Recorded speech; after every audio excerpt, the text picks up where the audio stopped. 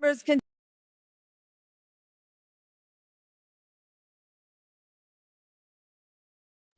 Okay. Good evening. Welcome, everyone, to the regularly scheduled monthly meeting of the Cranston City Council. This evening is Monday, September 23rd. At this time, I'd ask the clerk to please take the roll on attendance. Councilman Ferry, Present. Councilwoman Renzulli, Present. Councilwoman Horian, Present. Councilman Donegan, Councilman Campopiano, Present. Councilman Paplaskas, Present. Councilman Wall, Here. Council Vice President Vargas, Present. Council President Marino. Present. At this time, please join us in the Pledge of Allegiance.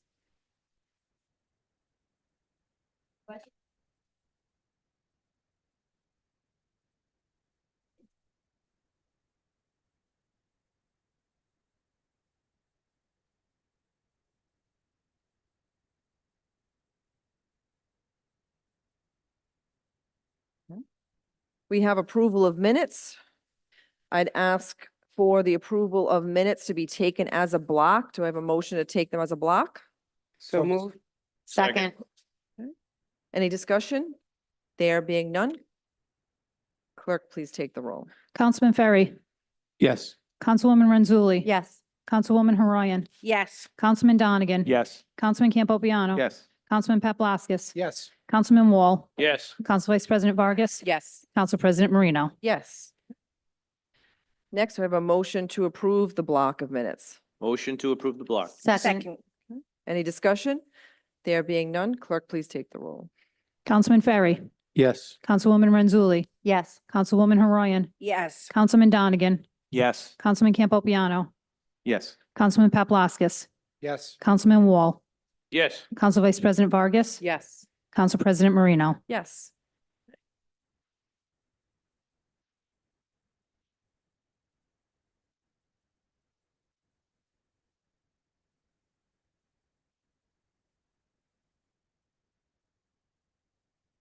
Next on the agenda, we have the honor and privilege as a council, I'd ask Council Vice President Vargas to join me, of honoring the softball girls CLCF Cranston West Little League teams, 10U and 12U.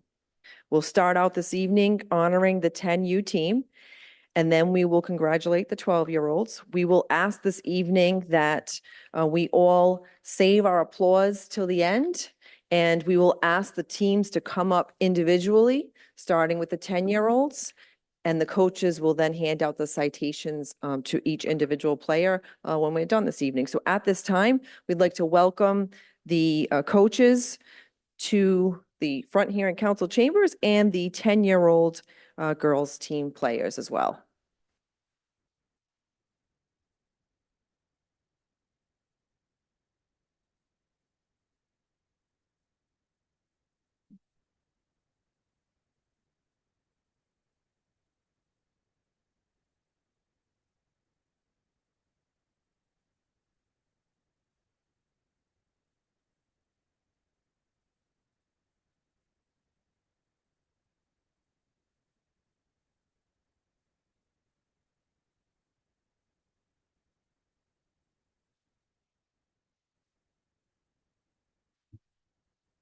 Congratulations, girls. This is the 9 and 10 Rhode Island Little League State Champions. All of you worked very hard this season. We know that your season ended a little earlier than you would have liked, but we still shared in the pride. And we, look forward to great things to come in the years ahead. And we also want to thank the coaches, which is manager Robert Arrigue, Coach Michael Serio, and Coach William Chattel.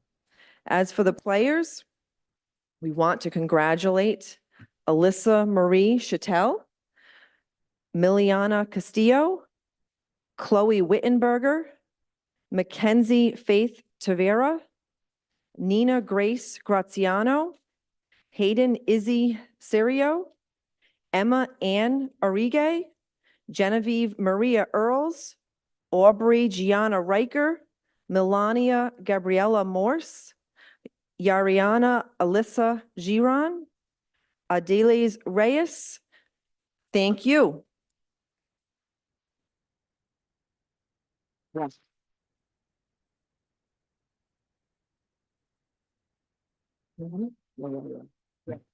Yeah.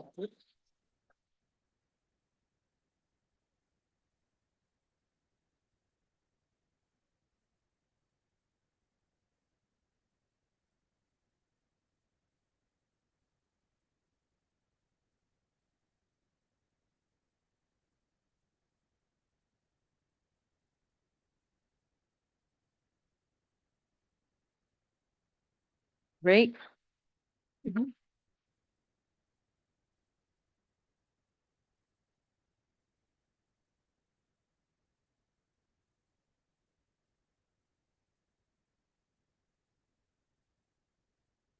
And at this time, we'll ask the 12-year-old team to come forward along with their coaches.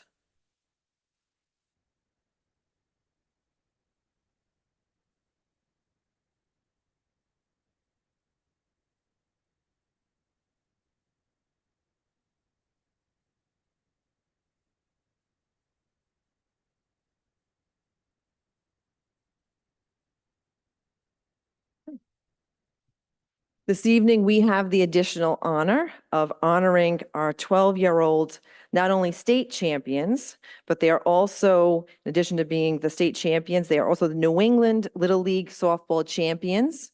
And we're going to give them a great round of applause for that.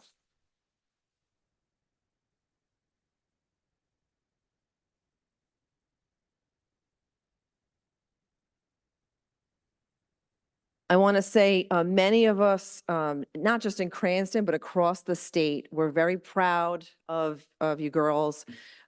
We were able, some of us, to watch too, whether it was Facebook from parents posting themselves or because the games were being televised, and we really shared in the excitement. I know you had a wonderful send-off, a wonderful welcome, and we wish you all the best of luck in your future endeavors in softball and elsewhere. Right, at this time, I also want to thank the coaches, which are Lalo Marcano, John Graziano, and Craig Stinson. As for the players this evening, it's Isabella Marcano, Ella Lamar, Haley Stinson, Olivia Graziano, Alexa Okolewicz. There we go. I had to stumble on one. Lawson Bashia, Annabella Olibri, Lila Riley, Juliana Borges, Layla Murphy, Maya Vieira, and Audriana Garcia. Congratulations.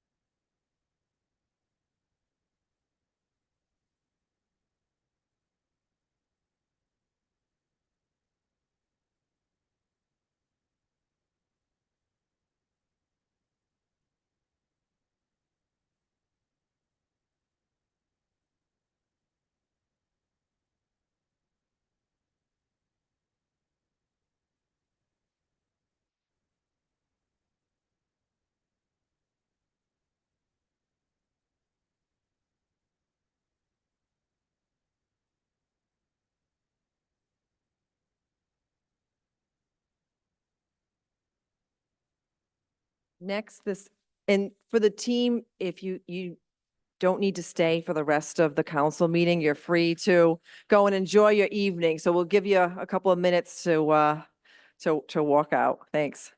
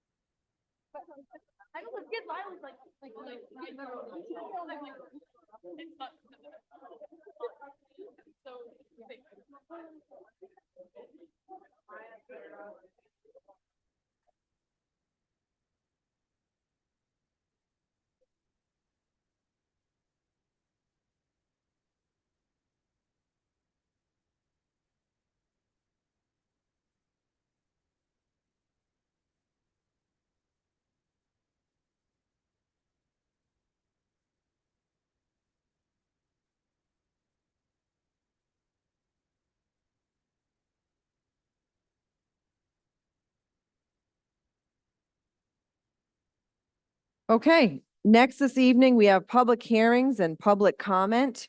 We'll ask for our members of the public in chambers and on Zoom to please state your name and address for the record.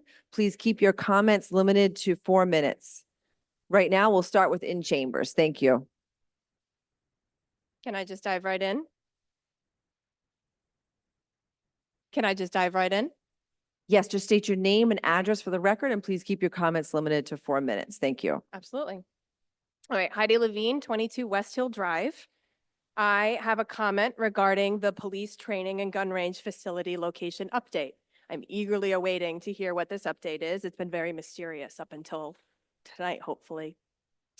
A little about me. I moved to West Hill Drive in January of 2023 from Providence. My daughter was just 5 months old when we moved here for a peaceful life to raise our child and eventually more future children.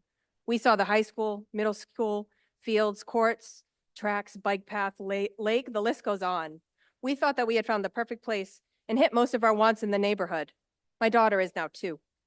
I work from home, and while for the most part, this flexible schedule is a blessing as a mother, it has turned out to be a curse in many ways. The fact of the matter is I have to work from home.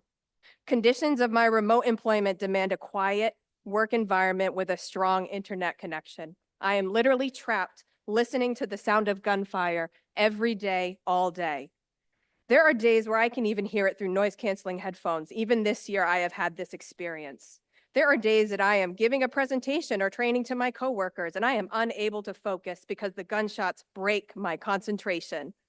Often I'll be writing an email, and the heart rate monitor in my watch will alert me of an abnormal heart rate. This happens quite often. I am having what should be considered a completely normal reaction to the sound of gunfire. Gunfire is inherently violent, and civilians should not be exposed to it in this way, period.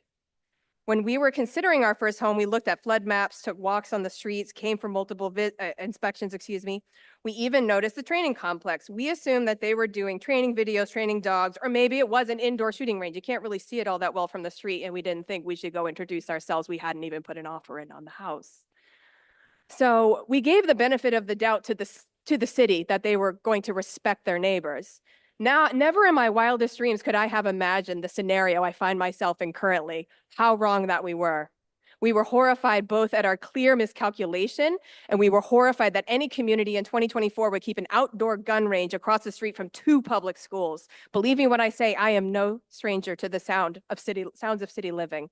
We have lived in Boston, Cambridge, Denver, Providence, and now Cranston. This is far and away the most intrusive sounds I have ever had to endure, and we lived across the street from a busy music venue on Mass Ave.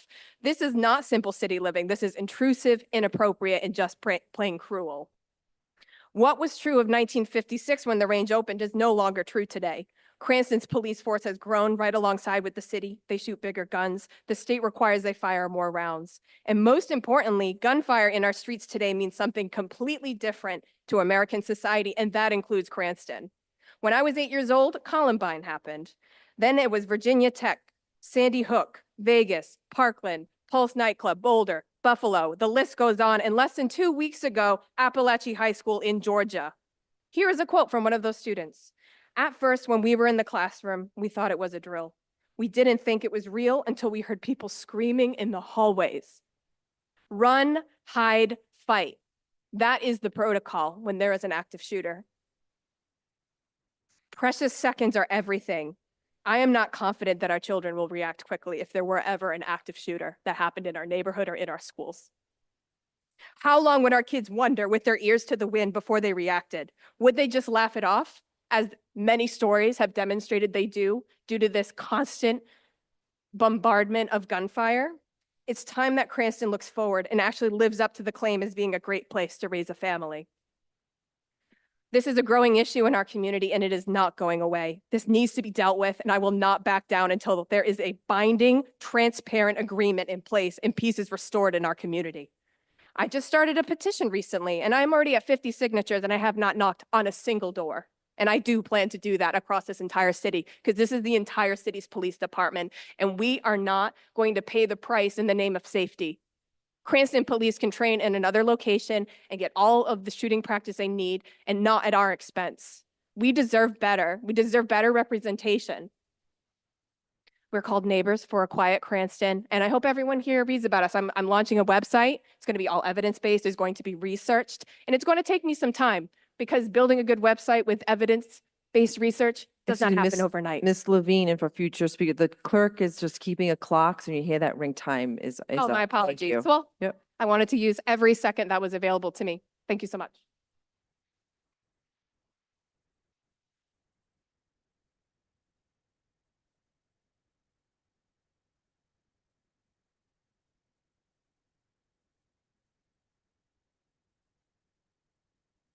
Hold on.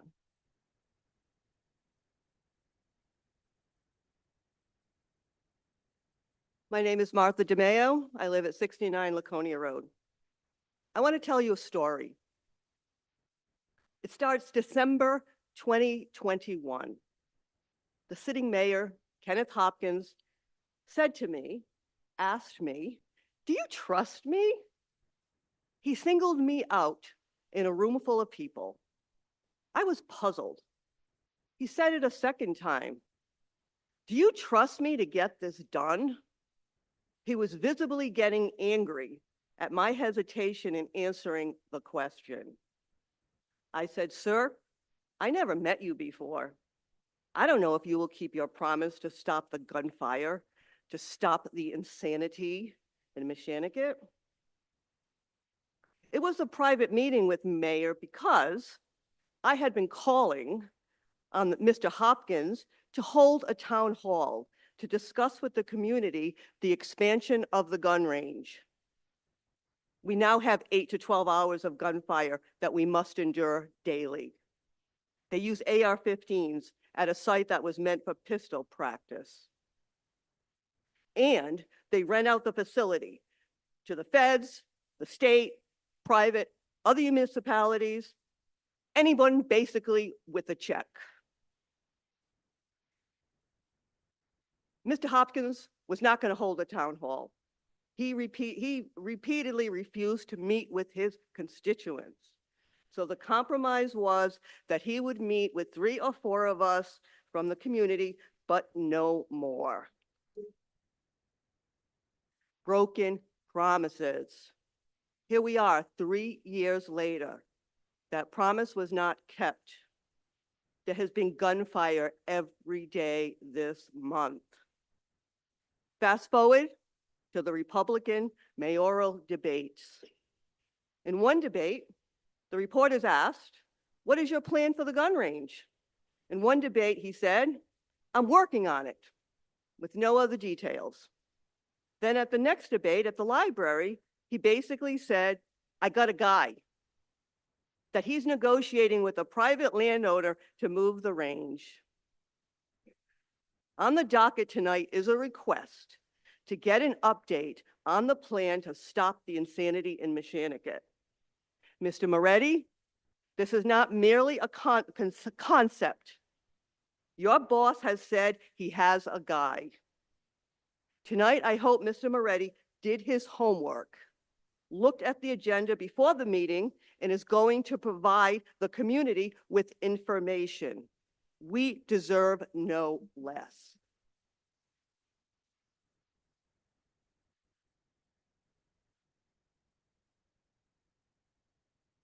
Children were welcomed back to school with AR-15 rifle fire. The day after the mass shooting in Atlanta, the children in Cranston were greeted with gunfire as they got off the bus. Council President, Co-President, you must do your job. If Mr. Moretti came unprepared, I'm counting on you to fight for us with the same conviction you gave the washing machine noise pollution. In that discussion, in that 45-minute deliberation, the solicitor reminded you, it is stated in the city charter, your role as an elected official is to protect the welfare and well-being of the citizens. It's not up for debate. You heard the psychiatrist that testified here. You saw the Brown report. This is causing irreparable harm. So if Mr. Moretti is unprepared tonight, you must not give him a pass to serve your constituents. Excuse me, you Mr. must Mayo, require him to excuse me, come Mr. Mayo, back we're being next fair. month Excuse with me, Mr. the Mayo, we're being fair information to everyone. that When we the are bell goes required. off, it means the 4 minutes is up. Thank you.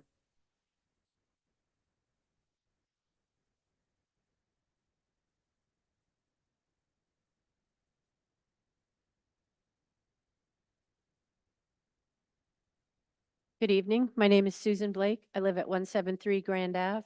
I'd like to thank you all for your time here tonight and for allowing me a few minutes to talk about a few things. First of all, I'm here to enthusiastically support the resolution creating a subcommittee on the homeless encampments, which is sponsored by Council President Marino.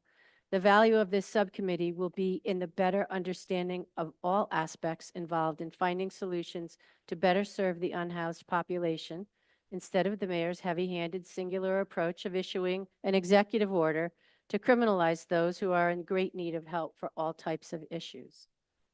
With the colder weather coming, I see a very strong need to start solving this and not just wiping away the encampments. This is a humanitarian issue, so let's work together and find some real solutions. I'm also in full support of the resolution calling for an independent investigation relative to complaint PC 2024-4766, David Broccoli versus Ken Hopkins, the City of Cranston, Mr. Moretti, Mr. McCauley, Mr. Rodeo, and Mr. Millay, sponsored by Council President Marino. Once again, the mayor has dragged Cranston's good name through the mud, causing great disappointment in his character. His stories are so convoluted and full of incriminating information in interviews and articles covering the lawsuit that, clearly, the mayor is having trouble keeping his lies straight. His campaign signs all say proven leadership, but this is the exact opposite. He's a mayor whose ego and sense of entitlement apparently lead him to truly believe that he can break state laws, act recklessly, abuse the power of his office, and drag other city employees into a private matter. This very wrong mindset is dangerous and will be extremely costly to the city. I can honestly say that this is a new low, even for this mayor. So yes, let's get an independent investigation going because this must stop. And I wouldn't be true to myself if I didn't also say I think there should be a stop work order issued on the Budlong Pool project so that there can also be an independent investigation into all the untruths and misrepresentation of the pool's condition in order to implement the tiny pool plan. Karen Rosenberg and I pulled together enough public documents detailing and exposing the many ways that the mayor pushed his agenda and rolled right over facts and public outcry. Despite our many requests that the city council step in and do a real inspection, that didn't happen. So now's the time for a second look. And lastly, school's back in session, which means that the sound of gunfire from all types of weapons will be part of their days. We continue to allow the desensitizing of little children in the middle school. Semi-automatic gunfire right across the street from their school. What is wrong with this administration? It's unacceptable. And then there's the residents who live in the Meshanticut area who are directly impacted by the gun range, which has been allowed not only to remain open, but also to host other cities and entities at the range, which exacerbates and multiplies the negative impact on the community. It was studied by Brown University and found to be violating noise levels. It was also covered by a lengthy New York Times article late last year. And it's one thing to have facts to support the reasons to move the range, and it's something quite different, quite sinister, to just not do anything about it. So how about throwing a little of that ARPA money that's left over and enclosing that range, like now? Thank you.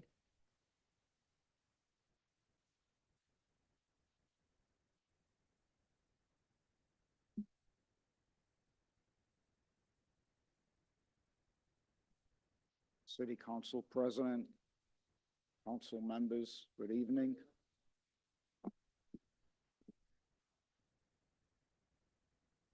City Council President, council members, good evening. My name is Jake Taraxian.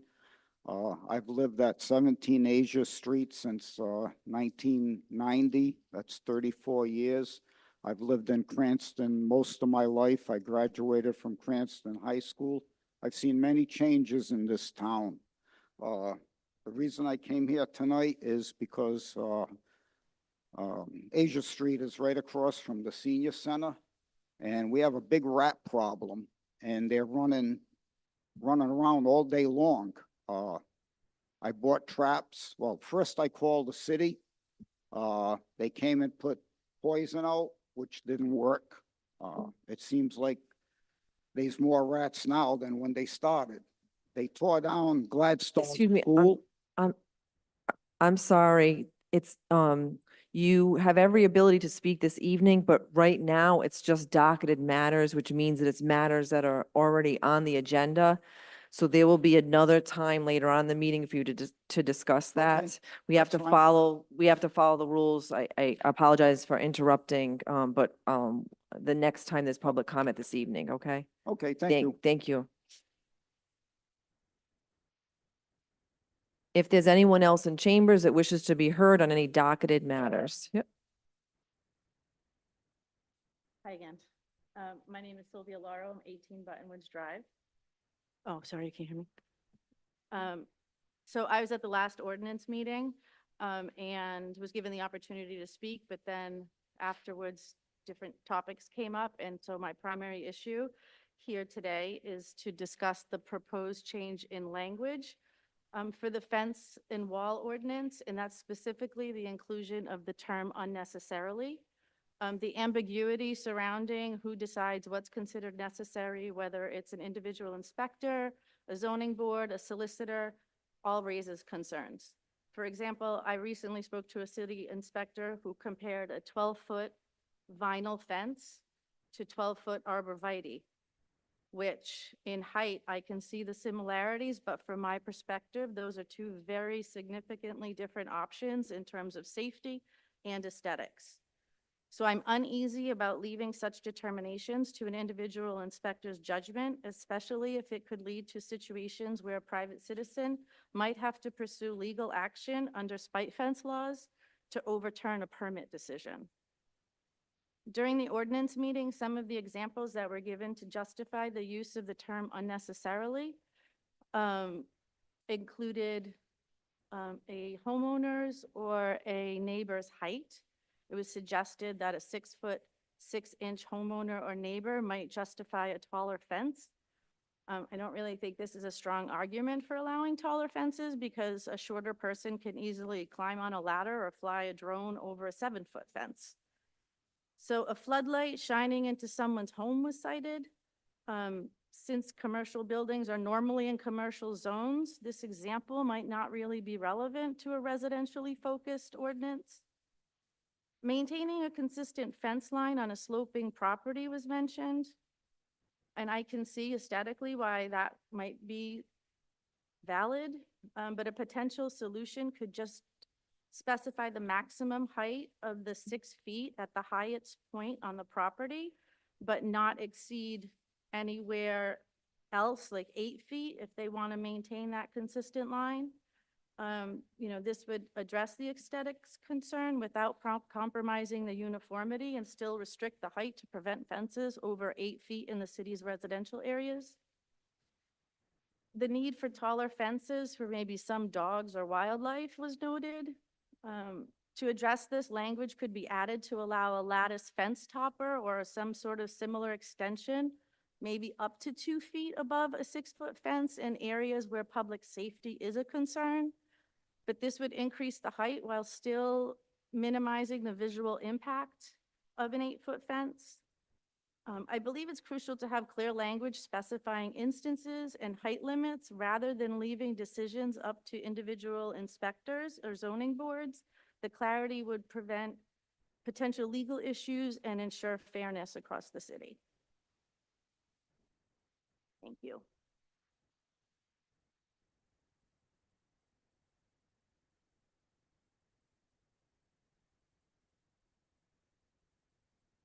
Good evening, Council. My name is Melissa Laro. I reside at 85 Cypress Drive, which is of Cranston, Rhode Island, Garden City. Okay, so also too, I am uncomfortable with the use of unnecessarily. Saying that fences unnecessarily exceed 6 feet are prohibited is problematic, and that who determines what is necessary or unnecessary, by what criteria this should be spelled out. This ordinance allows someone to build something over 6 feet without offering any criteria as to when, what would be allowed, what type of recourse or a butter may have, zoning appeal or otherwise, or even what type of notice an abutter would get. The code as proposed is vague and ambiguous as proposed in that use of unnecessarily. It doesn't provide adequate notice as what circumstances warrant high offenses, who makes that determination, and under what criteria. Would it be a variance standard or something different? The proposed ordinance also doesn't provide any language as to how a neighbor gets a notice that a higher fence or something of that is being built, or, how to challenge the decision that is a higher one is necessary. The whole purpose of the code is to provide adequate notice of rules and rights. This unfortunately does not do that. So also too, I have like in question for something like this. We're talking about a residential neighborhood, not something that's commercial or industrial, that have or need ordinance, to be in place, things like this, so they don't get out of control. This also, I feel it does, and it has been said by numerous realtors, it does devalue our homes and property if something like this is not in place.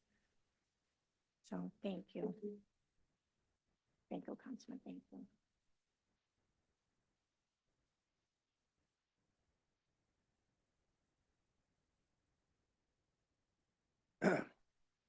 Good evening, everyone. I just wanted to, my name is Ryan Stiles. I am the counsel and attorney representing the city in the lawsuit that was referenced by Ms. Blake in the resolution for the independent investigation into Mayor Hopkins.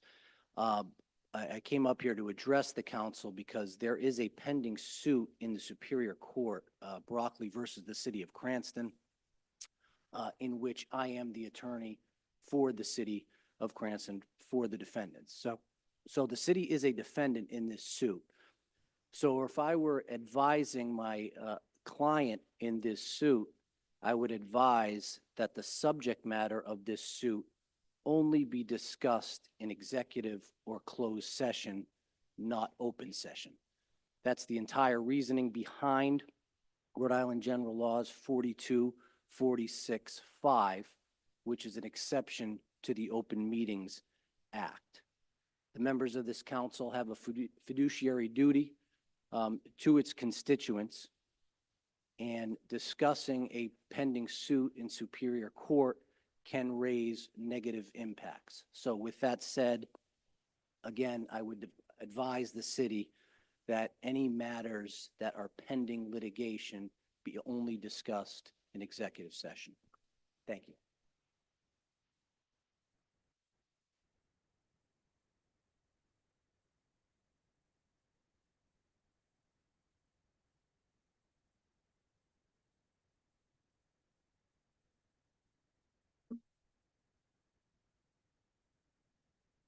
Good evening. Good evening. My name is Judy Dorfney, and I live with my husband on 95 Curtis Street. We've been there for 27 years. Both of our children went to Cranston West and graduated, thank God, in 2008 and 2010, because if they were in the school at this time, I would be ballistic with what's going on with the gunfire. I've been there for 27 years, so I know what it's like living there. It was never like this. We have a pool in the backyard. Our kids had parties all the time. We would always be entertaining. You can't do that now. It's just, I agree. The range, the training facility, it needs to be either enclosed or it has to be moved. It's not fair to the residents, but mostly it's not fair to those kids. We don't live in a war zone. They don't need to hear gunfire every single day. That's it.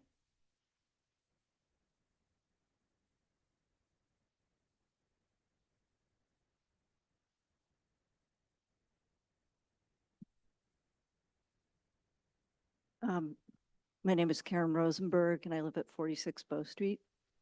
I want to say, first of all, that I am in total solidarity with the people from Mechanicat who are asking for relief from this terrible intrusive noise that they're living with. And I hope that the council does take action, or that the mayor has a plan finally that's going to address that. So, but I wanted to speak concerning the investigation relating to the Broccoli civil complaint against the city and the mayor and members of the administration. A lot of people have focused on the concern about a person in an official capacity flagrantly violating the law by driving an unregistered vehicle around the city. To me, that's the least of it. What is really concerning to me is that the mayor has not been able to adequately explain why he's in possession of a car that he's never paid for, that he can't register because he doesn't have a bill of sale or a title for it. The mayor has stated that he had an agreement over the price for this vehicle, but I was astounded to hear when he was interviewed by reporter Jim Hummel and asked what was the deal, the agreed upon price for the car, that he said he couldn't remember. It's not credible that he doesn't remember what the deal was. I think he knows what the deal was, and he can't or won't say. And that to me is very concerning.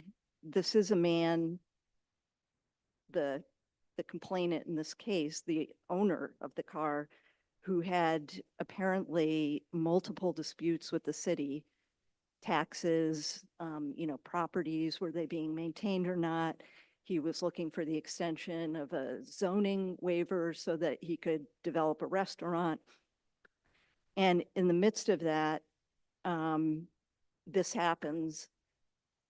And I think that there's serious red flags here about whether or not the reason that the price cannot be stated is because there was some sort of understanding or agreement about the use of his authority or the city's authority as the quid pro quo for this car. And that is, if true, is outrageous. And on top of that, it appears that city employees were used to pressure and intimidate the complainant to give up the car.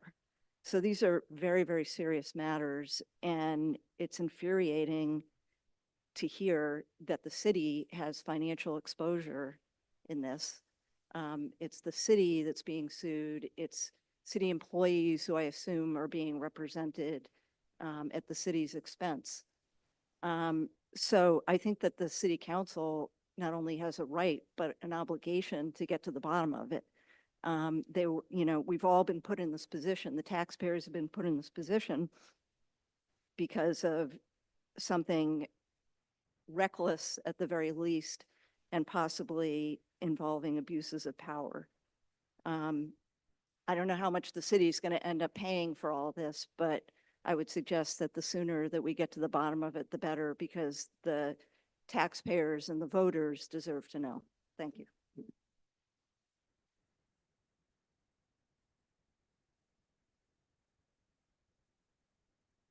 Okay, there being no one else in chambers that wishes to be heard, Tom, is there anyone on Zoom that wishes to be heard? Drake Patton. Good evening, council. This is Drake Patton, 684 Natick Avenue.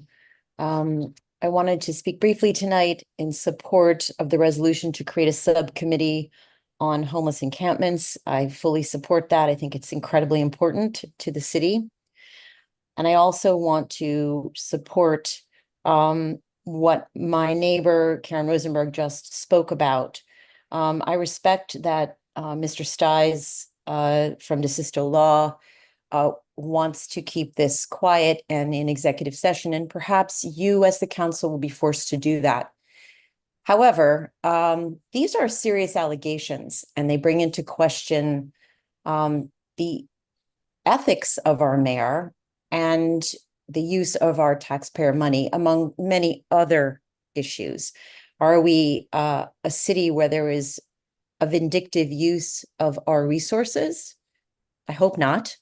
Are people targeted? I hope not.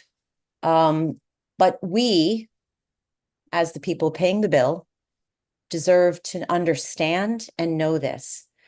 So while again, I respect perhaps it will be kept under wraps, I think we deserve to know as much as we can. And I encourage you to make sure that we do. Thank you.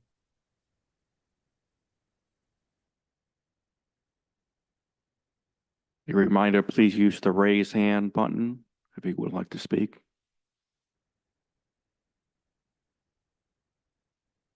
I am seeing no other public comment. Public comment on docketed matters is now closed.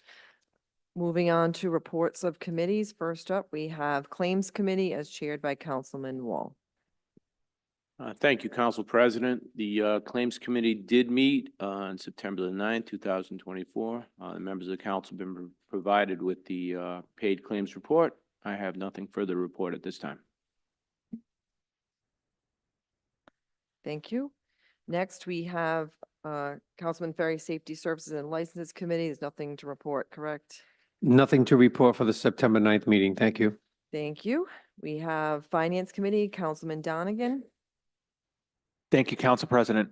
Before us this evening, we have several matters. The first being resolution authorizing real estate tax abatements as requested by the tax assessor and recommended for approval by the Finance Committee on September 9th. Motion to approve. Second. Any discussion? There being none, clerk, please take the roll. Councilman Ferry, Yes. Councilwoman Renzulli, Yes. Councilwoman Horian, Councilman Donegan, Councilman Campopiano, Yes. Councilman Paplaskas, Yes. Councilman Wall, Yes. Council Vice President Vargas. Yes. Council President Marino. Next, we have a resolution authorizing motor vehicle tax abatements as requested by the tax assessor and recommended for approval by the Finance Committee on September 9th. Motion to approve. Second. Any discussion? There being none, clerk, please take the roll. Councilman Ferry, Yes.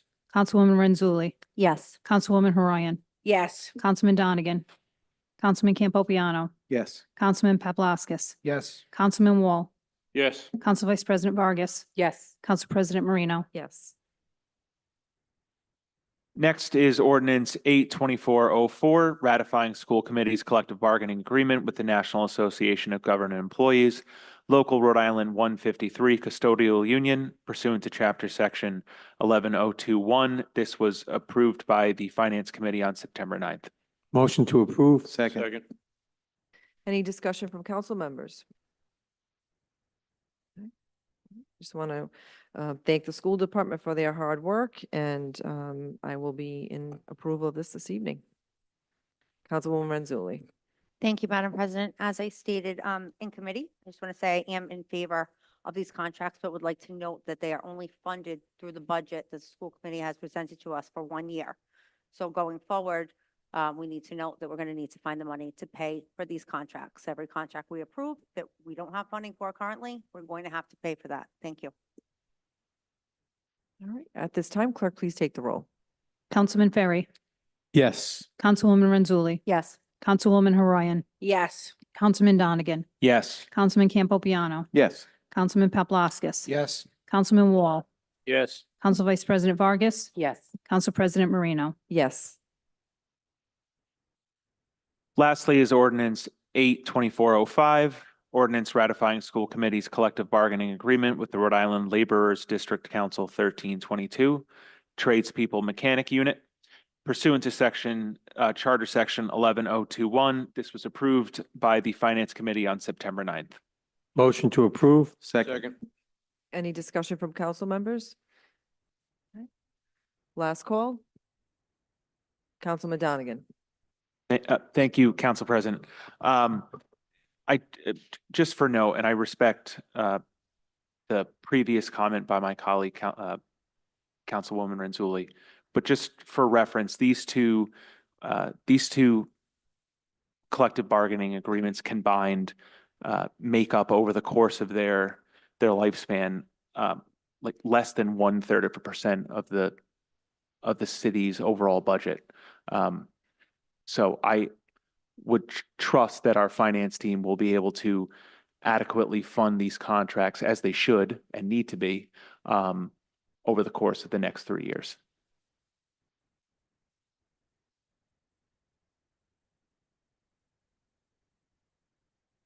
Okay. Any other council members? Okay. All right. I just want to thank again the school department for all of their work relative to negotiating this contract. And I said in committee, I'll say again, these are the, machines behind the scenes that don't get a lot of credit for the hard work that they do. At this time, clerk, please take the roll.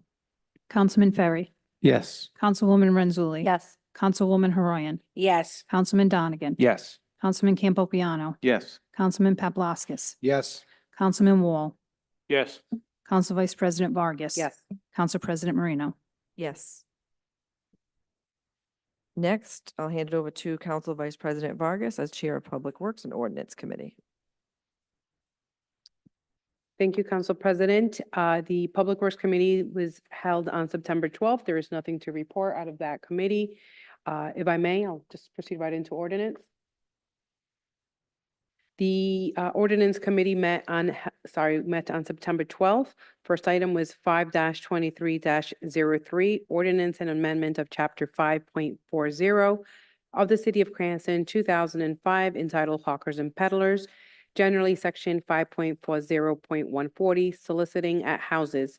This is sponsored by Council President Marino, Councilman Wall, Councilman Ferry, co-sponsored by Council Vice President Vargas, Councilwoman Haroyan, Councilwoman Renzulli, Councilman Campopiano, and Councilman Paplaskas. This is recommended for approval as amended by the Ordinance Committee on September 12th, 2024. Motion to approve? Second. Any discussion from council members? Okay.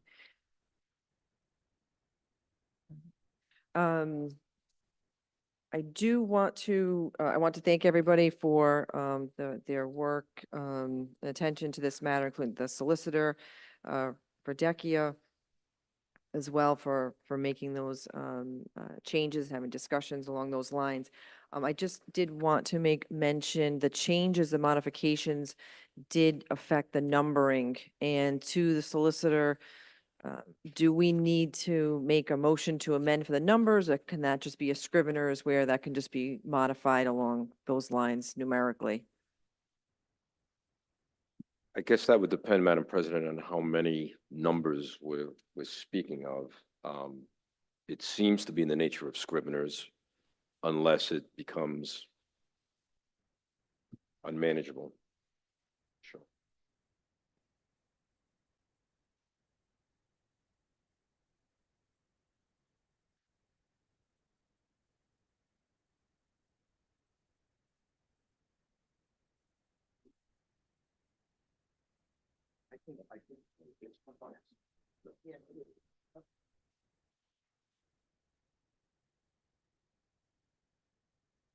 I think it's fine, Madam President, as a scrivener's correction.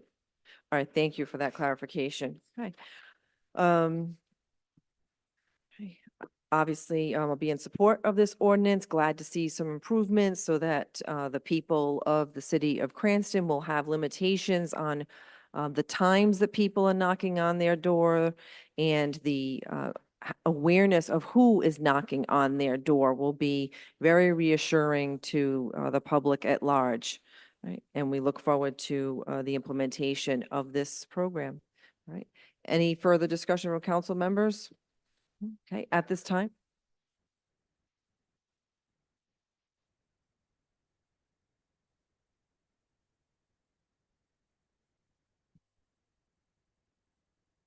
Members of the council, My only concern with the ordinance itself is the language which deals with criminal history. I've spoken with Colonel Winquist about this. The Bureau of Criminal Identification within the Attorney General's office does not allow the City of Cranston Police Department to run criminal histories for someone for this purpose. As other jobs, for instance, school teacher, lawyers, there are different jobs which require background checks. It's incumbent on the individual applying for the job position to obtain the BCI themselves at the Department of the Attorney General. The City of Cranston cannot be incumbent on running the criminal history. I want to be clear on that. And it's not clear in the ordinance itself.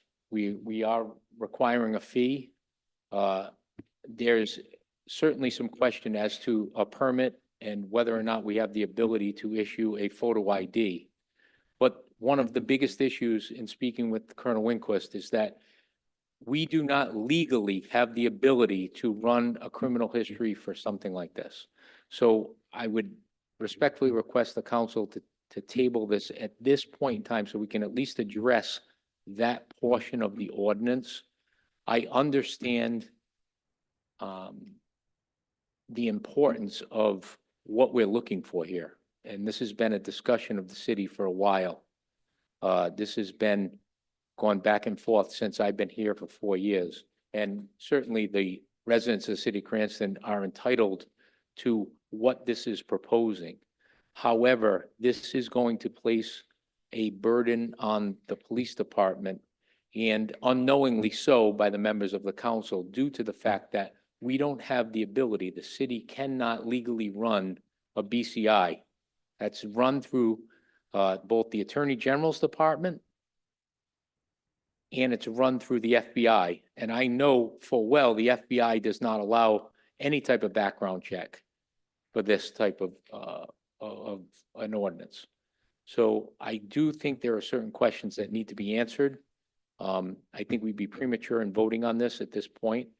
I would respectfully request that this matter be tabled so that we can answer it, because we could find ourselves in some legal jeopardy should we proceed as written. Thank you. Thank you, Madam President. Right. Solicitor Malay, thank you for informing us of this evening. However, we as a body would have appreciated hearing this in committee. We would have appreciated hearing this when it was initially introduced. I believe it was in May, in June, July. It was in committee. And it was held for solicitor, which again, Solicitor Videcchia had taken time to address the ordinance, and this was not raised. So I will, in fact, I understand the change, or I shouldn't say the change, the new information coming from you in terms of the predicament with the ordinance, because that language, to be clear, had not been amended.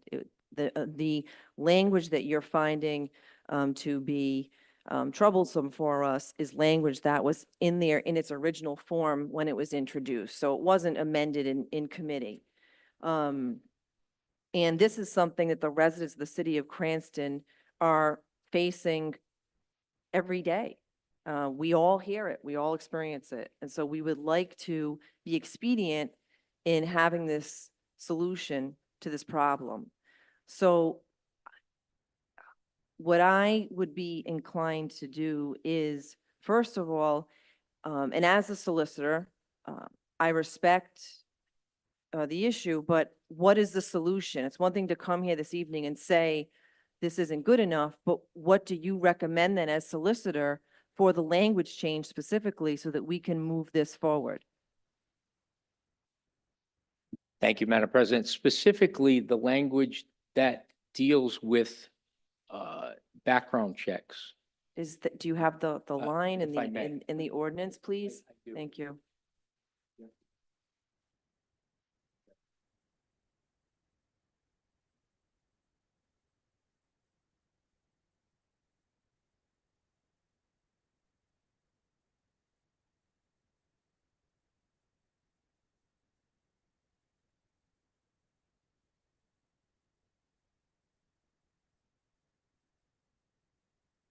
Madam President, specifically, I'm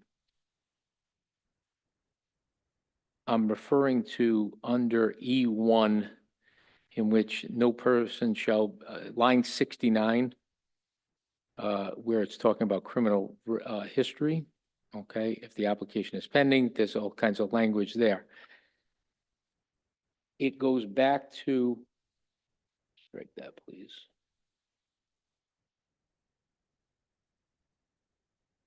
In the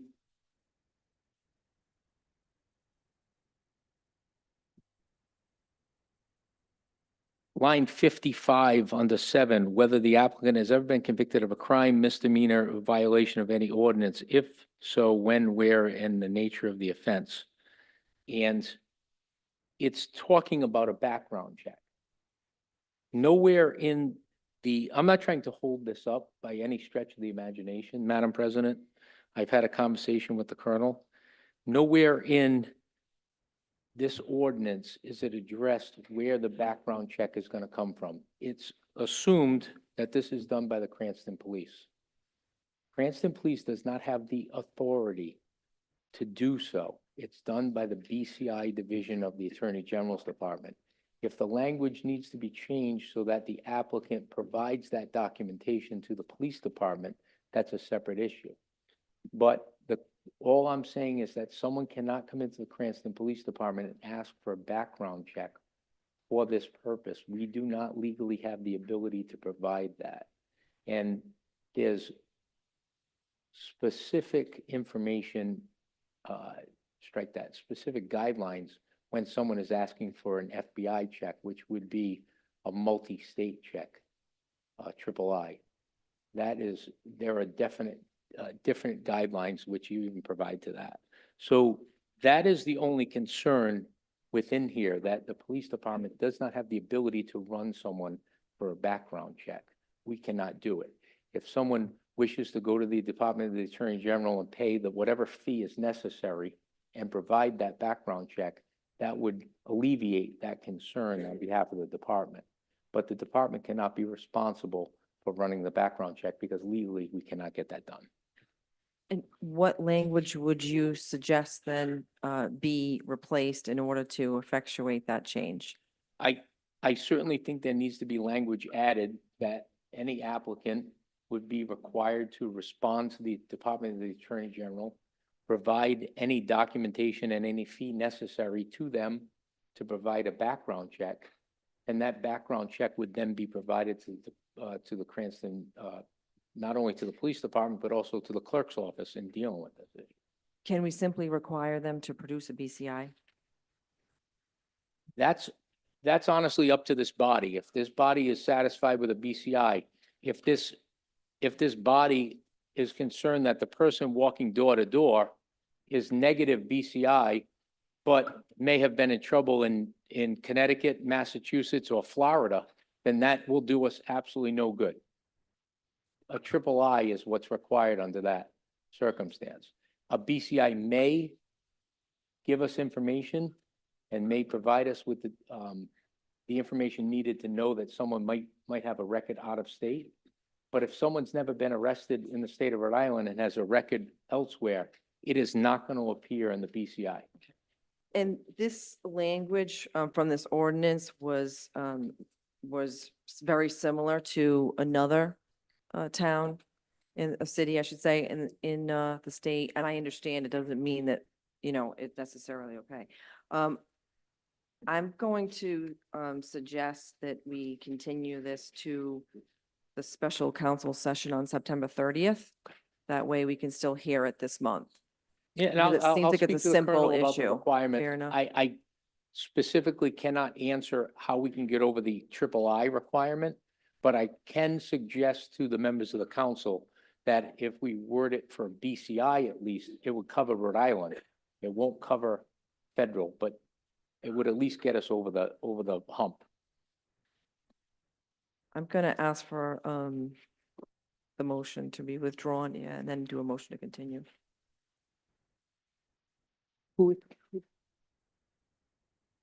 I withdraw my motion. Motion to continue to the city council meeting, September. Second. Actually, okay, the motion to approve was withdrawn? Okay, we're going to, I'm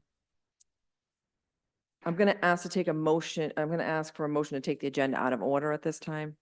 Motion to take the agenda out of order. Okay. Second.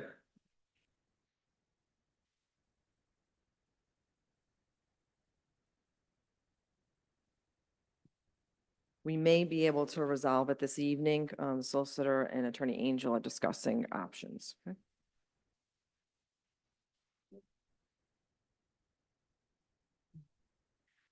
With that being said, hold on one moment.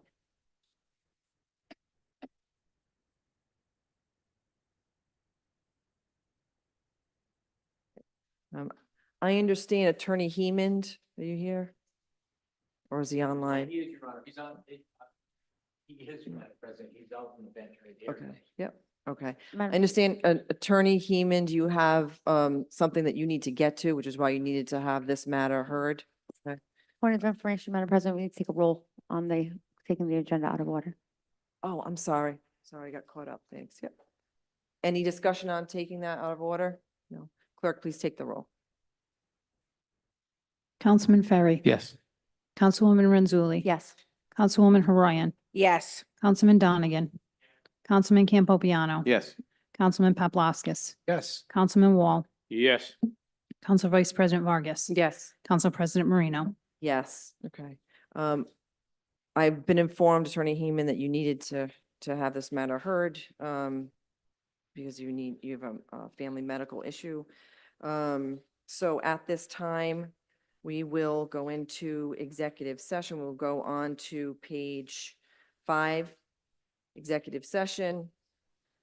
Looking for a motion to go into an executive session to convene in accordance with Rhode Island General Laws 42, 46, 5, subsection A, subsection 2, pertaining to prospective and actual litigation matters of Casal versus the city of Cranston. Do I have a motion? So moved. Second.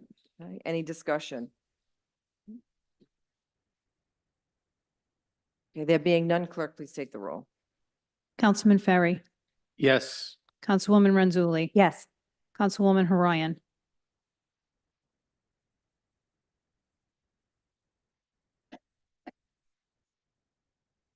Taking it out of session, out of order. No, this is the motion to move to executive session. Second, I'm sorry. Taking that out. Yes, I can vote on that. Councilman Donegan. Councilman Campopiano. Yes. Councilman Paplaskas. Yes. Councilman Wall. Yes. Council Vice President Vargas. Yes. Council President Marino. Yes. Okay. At this time, the council is going to go into executive session. The public can remain in chambers, and we will be off of Zoom and in the room. Thanks.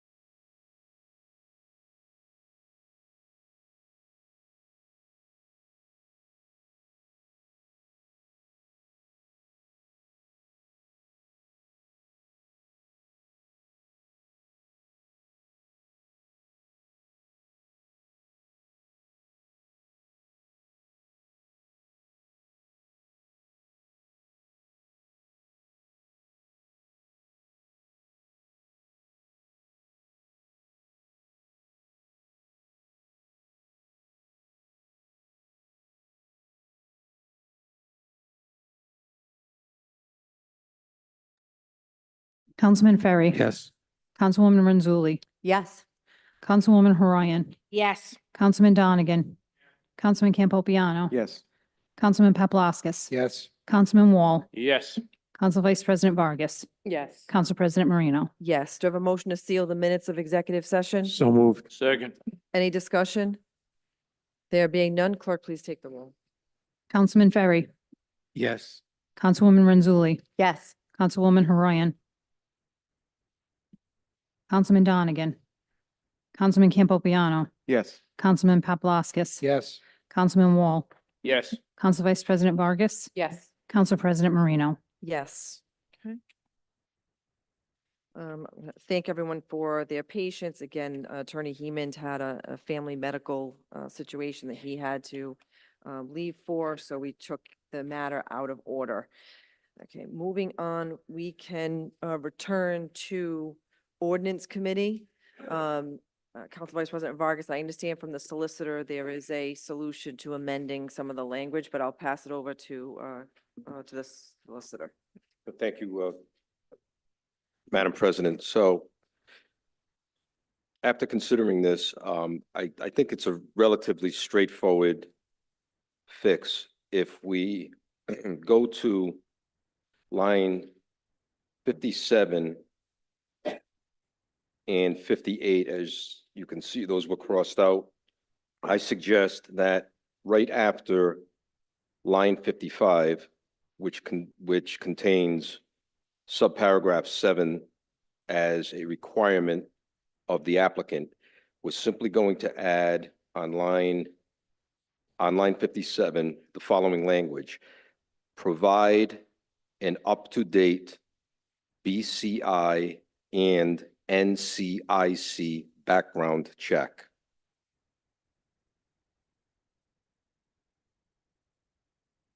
And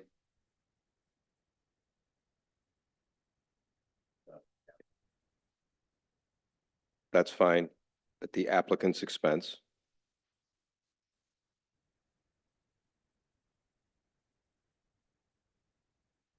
And before Solicitor Millet left, he also asked me to add on line 71, where it states, or any other crime of moral turpitude, to add the following: as defined in Rhode Island case law. Actually, it should be as defined in Rhode Island statutory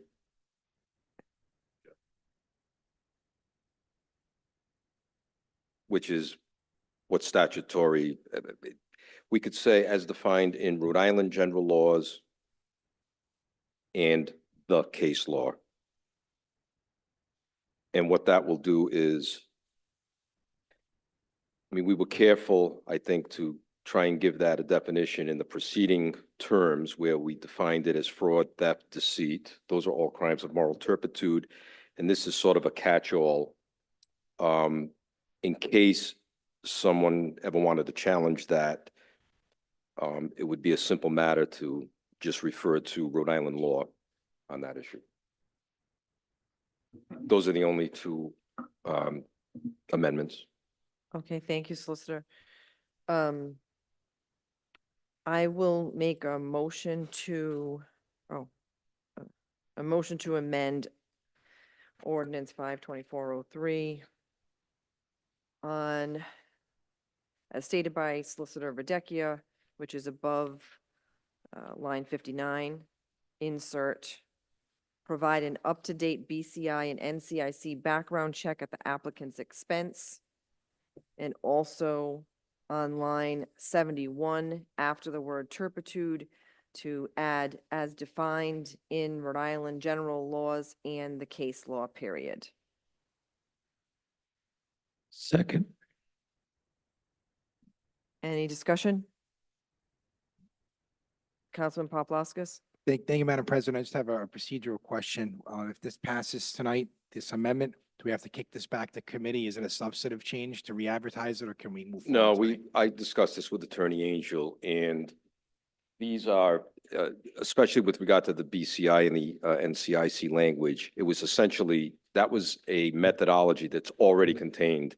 This is simply clearing up the procedural aspect of it. So we don't feel that that's a substantive change that would require sending it back to committee. Thank you. Any other discussion on the motion to amend? Okay. At this time, clerk, please take the roll. Councilman Ferry. Yes. Councilwoman Renzulli. Yes. Councilwoman Horian. Yes. Councilman Donegan. Councilman Campopiano. Yes. Councilman Paplaskas. Yes. Councilman Wall. Yes. Council Vice President Vargas. Yes. Council President Marino. Yes. Okay. We have a motion to approve 52403 as amended. So moved. Second. Any discussion?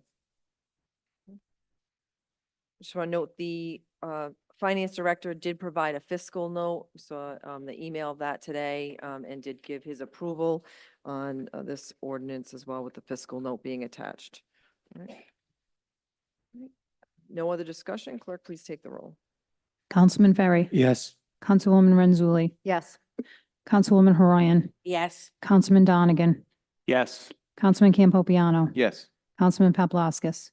Yes. Councilman Wall. Yes. Council Vice President Vargas. Yes. Council President Marino. Yes.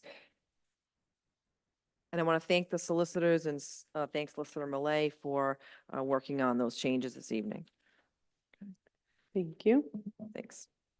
Next item in the ordinance was 8-24-06, ordinance amendment of Title 17 zoning of the Code of the City of Cranston 2005 to add Chapter 17.124 entitled Fences and Walls, sponsored by Mayor Hopkins, Council President Marino, Councilwoman Renzulli, Councilman Wall. This is recommended for approval as amended by the Ordinance Committee at the September 12th, 2024 meeting. Motion have to a mo- approve. Second. Okay. Any discussion? Councilwoman Renzulli. Thank you, Madam President. I believe the administration can probably speak to this. The building department said that the building code just explicitly allows fences 6 feet or under without a permit, but taller than that falls into an engineering assessment.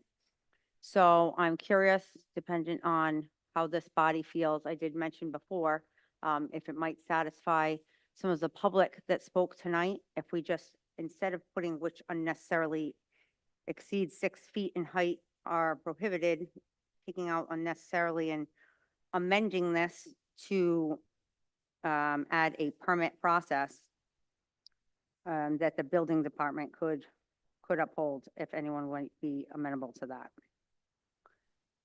I don't know if the administration or Attorney Videcchio wants to speak to that or not, but someone would have to withdraw their motion so that I could amend just simply to add that language.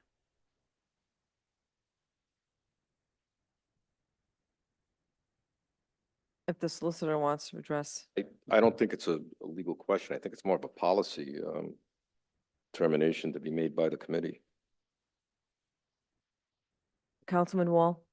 I mean, I think you and I share some of the same apprehensions about the wording, and to have something pass, I'm going to vote for it tonight. But I've expressed my apprehension, and I didn't like the wording as well. I would just ask Solicitor Videcchio if that still passes the legal smell test. Does it still satisfy being in compliance with state law? Because that's what we referred to initially. Well, it essentially mirrors the spite fence law, statutory law. So, and again, this was merely a suggestion on my part. I just wanted to point out to the committee what the state law said on the same subject. That's all. But as I said before, I don't believe this is a legal question. I think you could go either way. But it's strictly a policy decision on the part of the committee. Do you want people coming in for permits, or do you want to give some discretion to the inspectors? That's basically what it comes down to. Right, Councilman Ferry. Through the council president to solicitor. all we really want to find out is if somebody puts up a 12-foot fence, can we make them take it down? So the way this is written, if somebody gets a permit for a fence and then builds one that's 12 feet high instead of 6.5 feet high, or even 7 feet high, is it going to be illegal for them to keep that fence up? And can we make them take it down? I think that's what the people here want to hear. And if it's not going to be something that we can make them take it down, then we shouldn't pass it as it's written. That's my concern. I'm the one that wanted to add on the 8 inches for the dog, but I just don't want to make it so that now it can become 12 feet. So what's the clarity? The short answer is yes, that it comes down. It could come down theoretically if it's 4 inches over. The only difference is at what point are you getting the inspectors involved? Are you getting them involved in the first instance? Or essentially, are you waiting for a complaint and a response? That's the only difference. The fence cannot be over 6 feet. The only difference is when, if it is, when is that determination going to be made? In the first instance, by requiring a permit, or when someone complains? That's it. And that's a policy decision.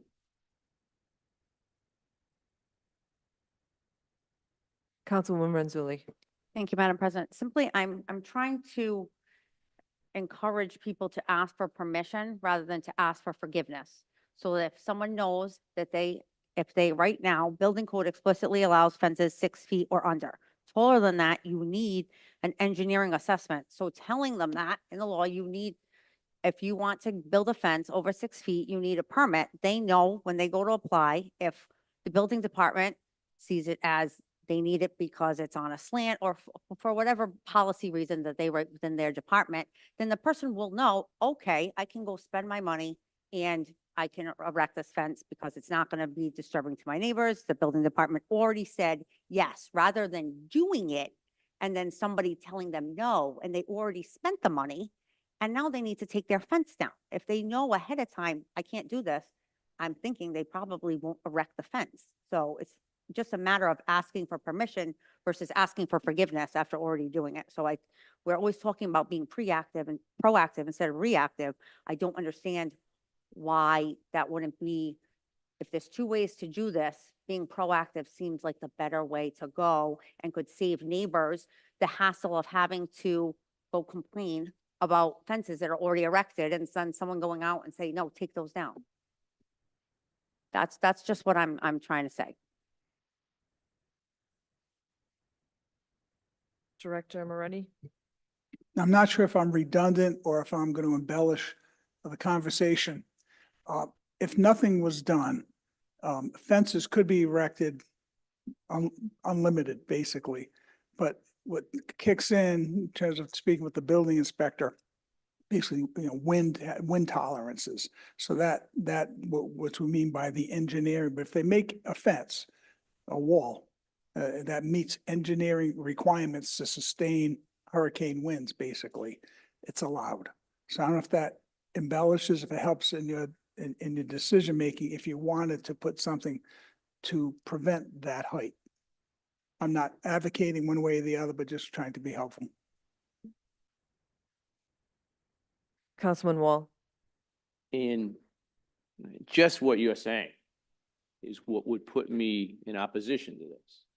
Unnecessarily, that's added in there.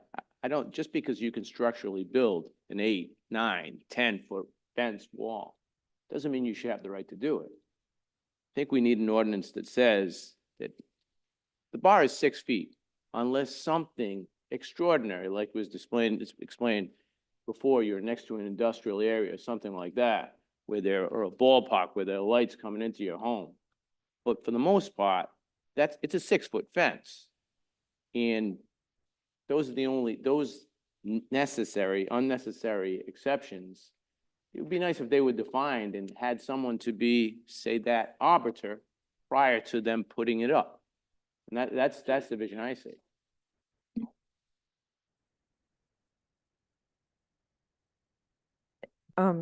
Just thinking here out loud.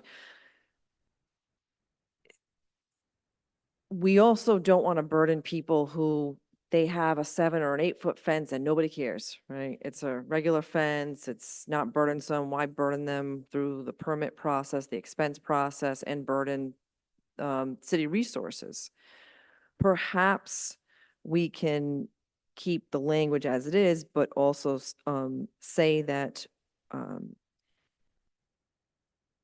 if a fence being over 6 feet tall cannot withstand an inspection passage, then that is automatically deemed as being unnecessary and must be removed, because that promotes public safety. It's not overly burdensome upon people, and it, I believe, accomplishes the goal.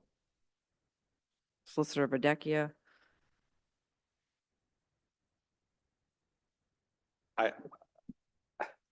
It's strictly, it's not a legal fine, that's issue, it's fine. definitely policy. Sure. Thank you, Council President. So just curious, if this passes, anyone who currently has a fence that's higher than 6 feet, what, this is moving forward, right? So that means everyone else who currently has a fence higher than 6 feet, what happens in that case? Are we as a city, they get grandfathered in? Exactly, that's what I'm thinking, right? Or do we have as a city, after this passes, allow city builders or inspections to go out? I'm just trying to understand, like, under what happens if this passes and people who already have fences that are higher than 6 feet? The law as it pertains to the enactment of laws, whether they be at the state level, the municipal level, or even the federal level, are prospective in their application unless indicated in the legislation that it has retroactive effect. But you have to be very, very careful with retroactive effect, especially when it comes to land use, because you do have people who have had fences for as long as they've had their property. So this would be prospective in its application. So going forward, it would be enforceable. But I remind you that the state law has been on the books, and I haven't seen how far back it goes, but the 6-foot requirement has been in the state law prior to this. So I'm not quite sure how to answer that, other than to say that this is a forward-looking model that you're enacting, but the state law has been there. And again, it gives the state law creates this private right of action for a landowner or a neighbor. Thank you, Solicitor Verdecchia. I'm going to be inclined to approve it as is with the unnecessarily exceeds 6 feet language, because frankly, common sense dictates that if you have a fence that's 8 foot tall, inspections has the right now to go out there and address it because it's over 6 feet. And if it's not going to have proper engineering specs, it should fall under that guide. So I'd be inclined to pass it as it came out of committee this evening.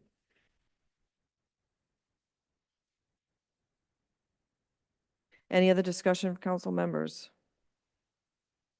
Councilman Paplaskas. Thank you, Madam President. You know, I'm torn on this because I supported it or do support it. I feel like there's a loophole in this ordinance, and we have it in front of us now, and I wish we could strengthen it. I think that word unnecessarily should just come out, and we cap it at 6 feet, and it's got to go get a permit and engineering drawing for the reason of a hurricane or wind or whatever.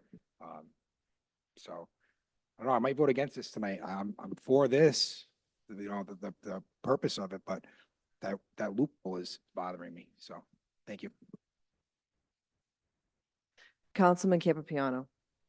Thank you, Madam President. I agree with Councilman Paplaskas. I think it should be capped in residential areas at 6 feet, because even if we go for a permit, now we're in the same predicament as these residents are now, because that person can just go to get the permit and make it higher. And if they get the engineering paperwork to do this, then they can just do it. So I think residential area, 6 feet, and that's it. Any other council members?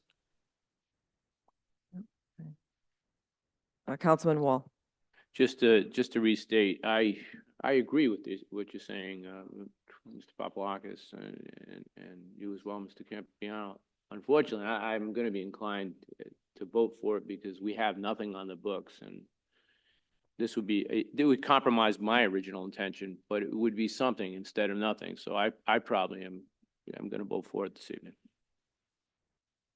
And I just want to remind everyone, in committee, when we discussed this, the language unnecessarily exceeds 6 feet in height was not pulled out of thin air. It was based on being consistent with state law. So while we may not like this language, we are trying to do something that is within state law so that what we pass this evening will not be stricken down. That's why I'm in favor of approving it as amended. At this time, do we have a motion to approve? We have a second? Okay. I think everyone's been heard. Clerk, please take the roll. Councilman Ferry, Yes. Councilwoman Renzulli, No. Councilwoman Haroyan, Yes. Councilman Donegan, Councilman Campopiano, Yes. Councilman Paplaskas, No. Councilman Wall, Yes. Council Vice President Vargas, Yes. Council President Marino. Yes. Motion carries.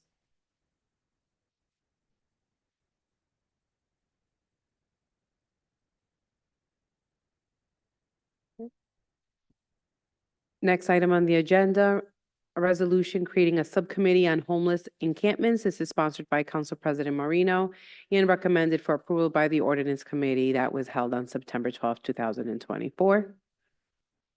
Motion to approve. Second. Any discussion from council members? Councilwoman Renzulli.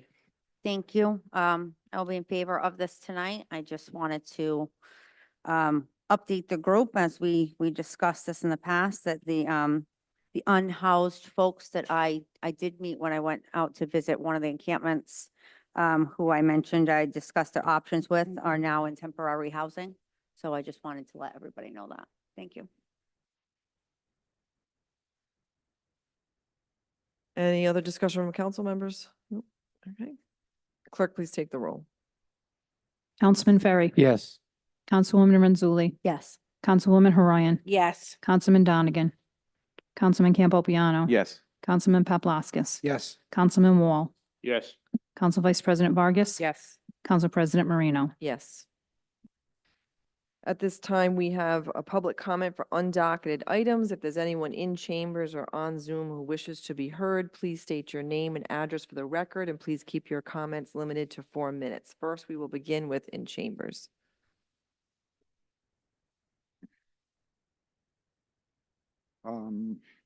City Council members, good evening. My name is Jake Taraxian.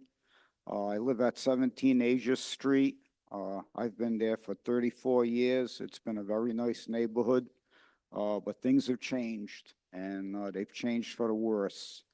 I had mentioned earlier about a rat problem, and it's because of garbage. The house next door to me, there's a lot of people live there. They produce a lot of garbage. They have 2 barrels for garbage that are full all the time, and the rats are feeding on the garbage constantly. They run across the street all day long. If I set up a camera, I could probably catch them running back and forth numerous times. They also run up to the new school that they're building on the hill, Gladstone School. There's actually a trail, and I don't know what's going on up there because it's all fenced in. I've been up there to see if there was something that was drawing the rats or that's their home. I have no idea, but the problem is it's out of control. They're there all day long. They're running around. I have traps. I've called the city. They came, took 2 months to bring the poison traps. And I had dead rats all over the place, laying in the street. I've got pictures. So I went out and bought my own traps, and I've been catching them, and I've been killing them. And I kill 2 or 3 rats a week.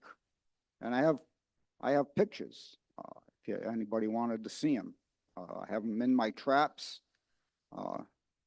alive, and I just don't know what to do. I called housing, they came out, and nothing was done.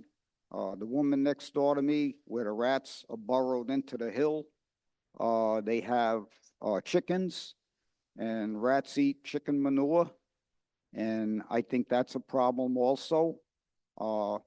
And their chickens are loose. They're all over the street, in my yard, the next yard, at Gershkoff Auto Body, on Cranston Street, and I have pictures if anybody wants to see them. So that's basically why I'm here today, to see if I could get some help on this problem, because it's unsanitary. And the smell in the summertime when it's warm, their garbage is always filled. I believe it's because there's too many people live there, and maybe they could get, 2 or 3 more, have 4 to 6 garbage barrels. But the rats, once they know the food's in there, they eat right through the barrels. Their barrels are full of holes. And they place them right next to my driveway. So every time I come home and I get out of my car, it's like walking through Johnston landfill. Worse, it's actually worse, because I worked up there a little bit, and the landfill wasn't as bad as this odor that's coming from the house next door to me. And it's right on the corner of Cranston Street and Asia Street. And it's right opposite the senior center. So that's why I came today, because nothing's been done, and the problem is really getting worse. So thank you very much.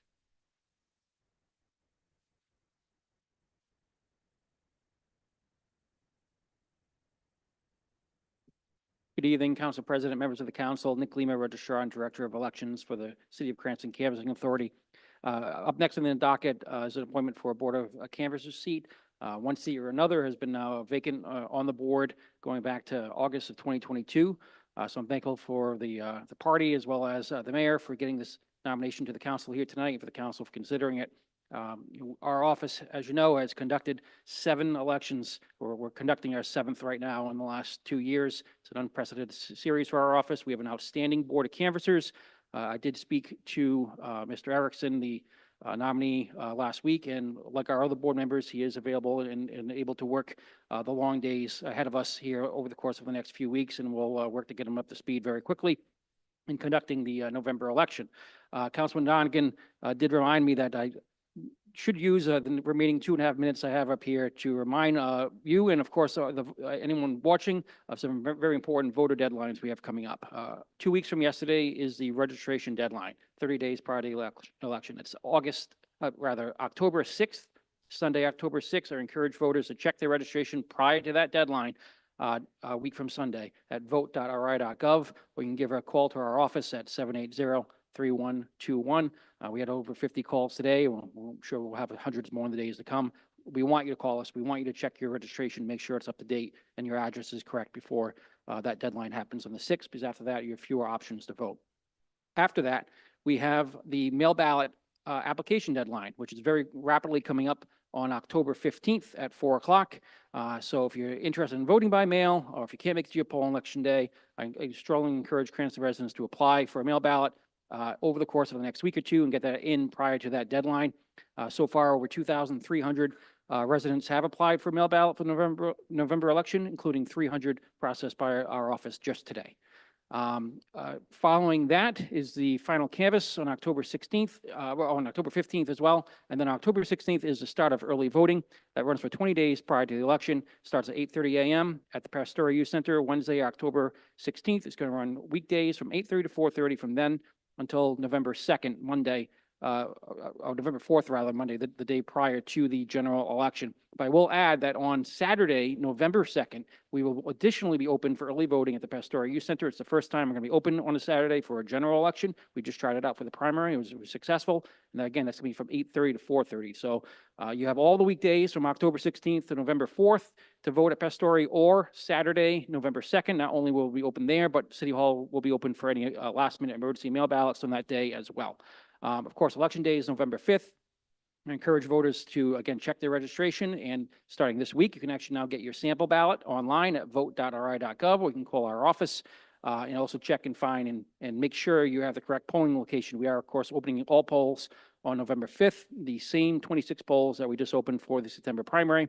And one final note, I did send, I think everybody on this side of the rail, an email last week that our office is again featured in a national elections documentary. This one is more on the battleground states. We have a little cameo for a few seconds. At one point, it's produced by Time Magazine, and this national documentary was just released this week.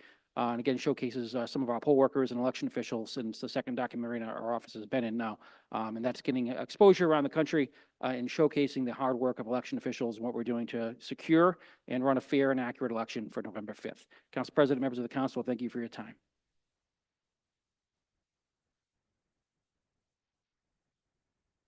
There being no one else in chambers, who wishes to be heard on undocketed matters. Tom, is there anyone on Zoom?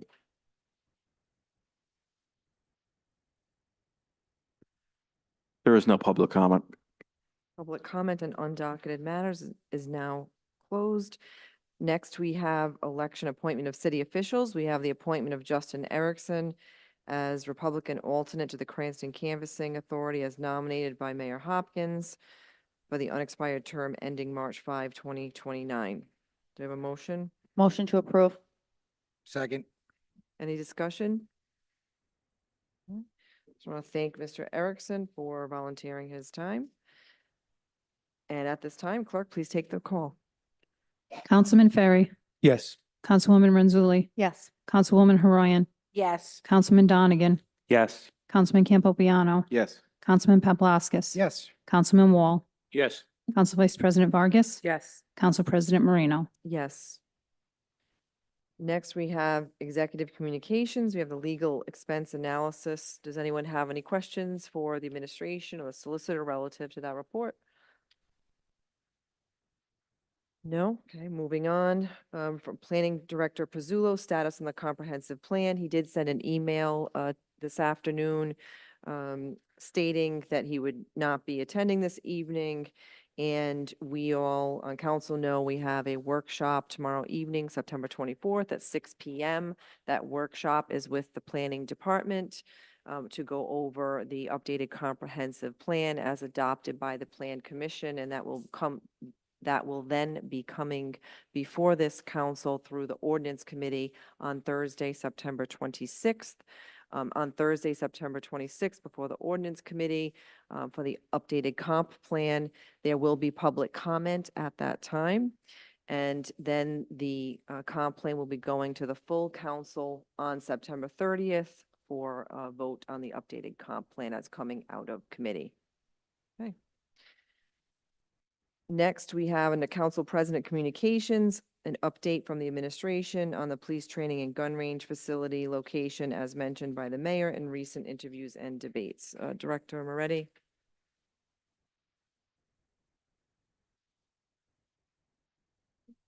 Yes, as to the range, I think most of us would remember, soon after the mayor met with a group in his office, he did want to see what he could do to possibly enclose the range. And he put forward, you might all recall about 2 years ago, maybe 3, but I think 2, to the Planning Commission to enclose the range, a proposal to invest capital funds to do that. It never made it to the council because the Planning Commission rejected it. So the mayor at that time did what he could to put forward a request for capital spending to do just that. In the meantime, the mayor is pursuing a potential opportunity to have find a piece of land and potentially move the range. There's nothing concrete. We're investigating it, doing due diligence. We don't want to be reckless. We're not going to assure anyone there will be a range built, but the council deserves proper due diligence before it's proposed. If funds are going to be expended, obviously, the council requires a sound proposal. And before that's done, you have to do work to determine what the estimated cost would be, the specifications, and the location.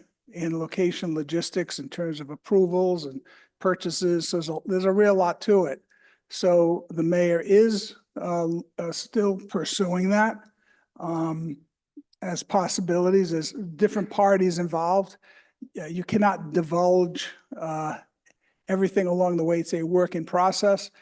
If it's going to be successful, there could be approvals necessary by corporate executives that aren't haven't bought in or unaware of any of the specifics. That's a very good reason why you can't provide specifics, because it'll probably be defeated by the time I get off the ground. So in the best interest of the city and the citizens, the mayor is pursuing a possibility with no promises. It may all fall down without coming to fruition. So I just want to make that clear. The mayor is not offering promises, but is promising to do diligence to potentially have a location where we could have an enclosed police range. Preliminarily, it looks like it's going to cost millions of dollars. You're probably speaking in the vicinity of maybe 4-6 million or higher. It's not going to be a very inexpensive thing, should that happen. But we are pursuing it, and we'll keep you abreast if things do come to a point that's a bit more concrete that makes any sense to come forward. In the meantime, the mayor has asked the colonel and the police department to look into rifle suppressors. Apparently, these suppressors can muffle the sounds up to 50 or more % of the sound of rifle fire to help mitigate the situation. So I think that gentleman might agree that the mayor is doing what he can to mitigate the situation, or maybe have an enclosed facility. I could tell you this too.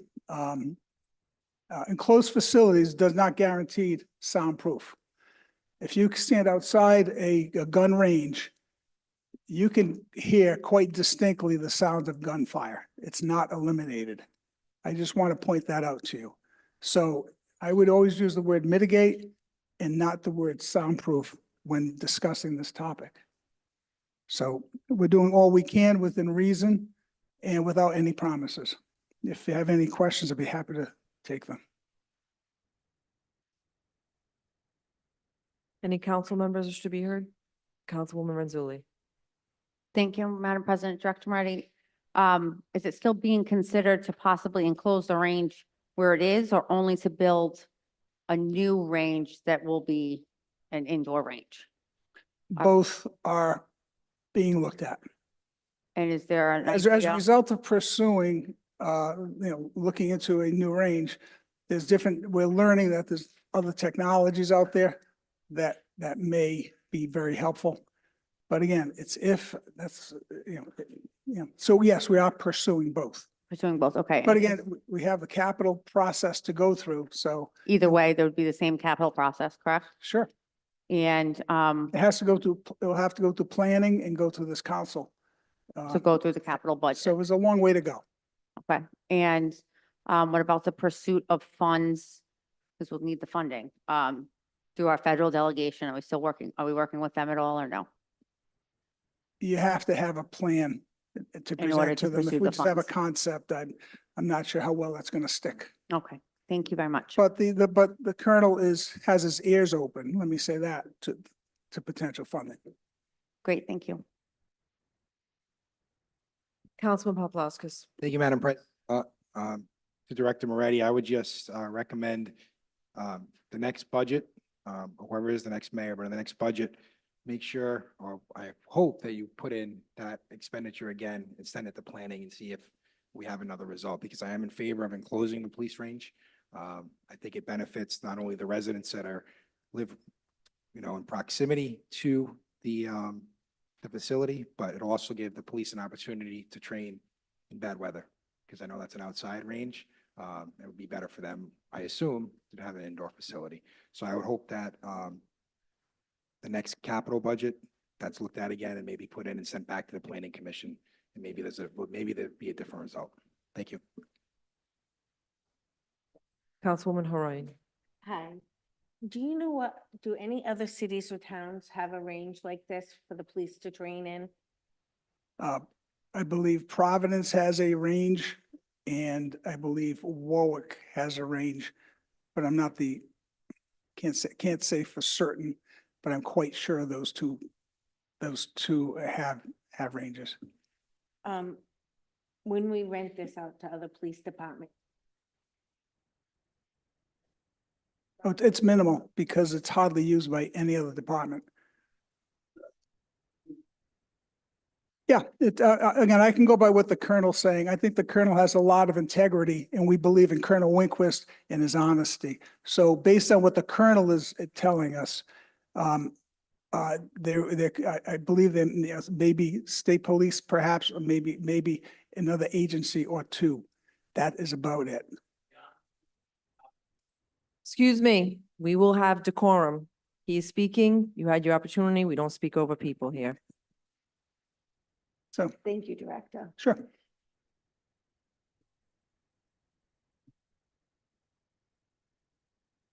Any other council members wish to be heard? Councilman Campapiano. Thank you, Madam President. I also would like to see this in the capital budget next time around, because I am also in favor of seeing this enclosed and being more properly used. So I would be in favor of that. Councilman Ferry. When this was first brought to us some 2 years ago,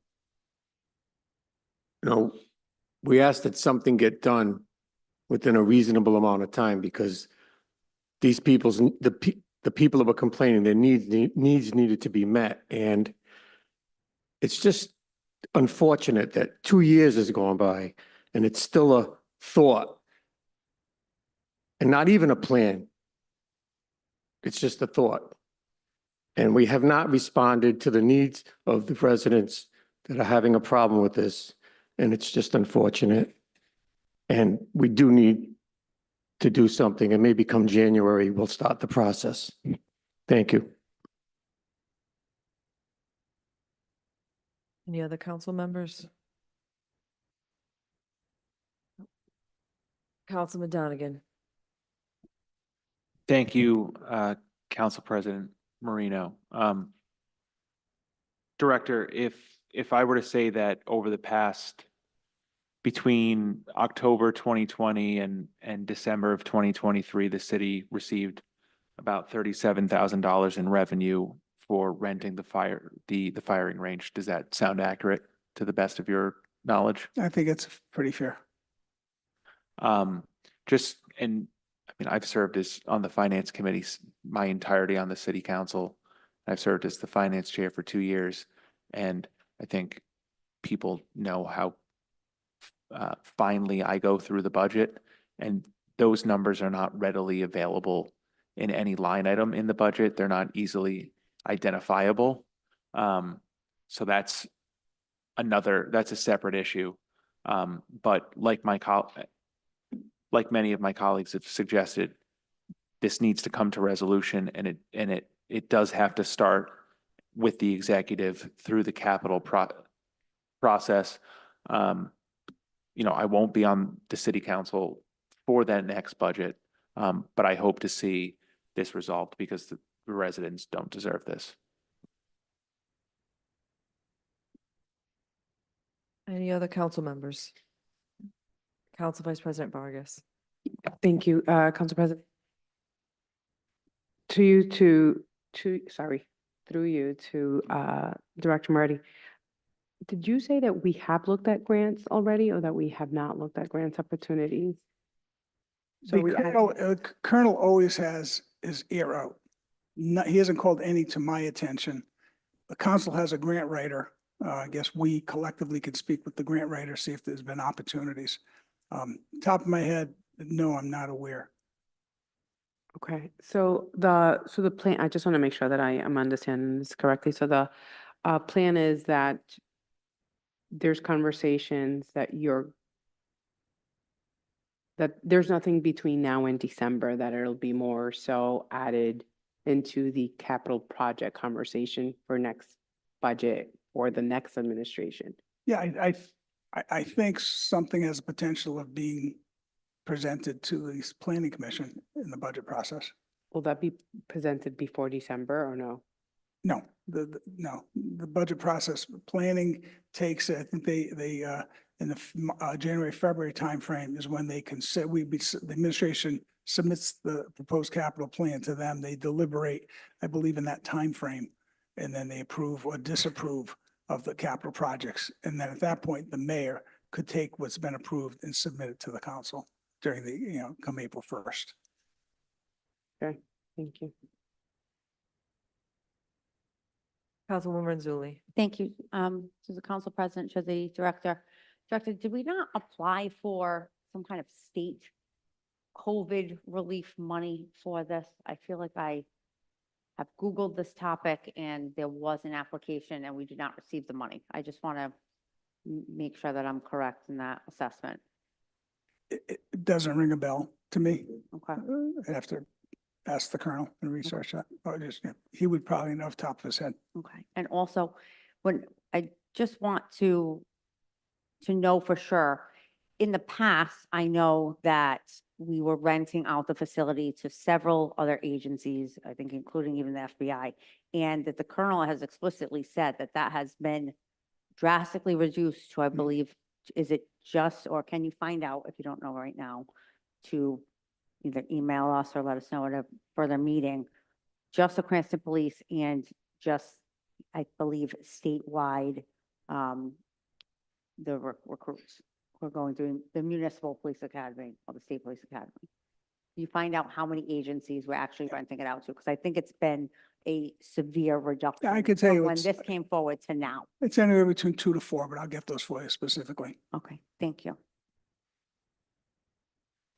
Councilwoman Zuli, I do have a recollection of funding being requested with the assistant between the executive branch and the colonel, but that the funding didn't come through, if I recall correctly. I think that may be the case. And if my memory serves me correctly too, I think the colonel has stated, maybe it was during budget, that the use from outside agencies has been reduced.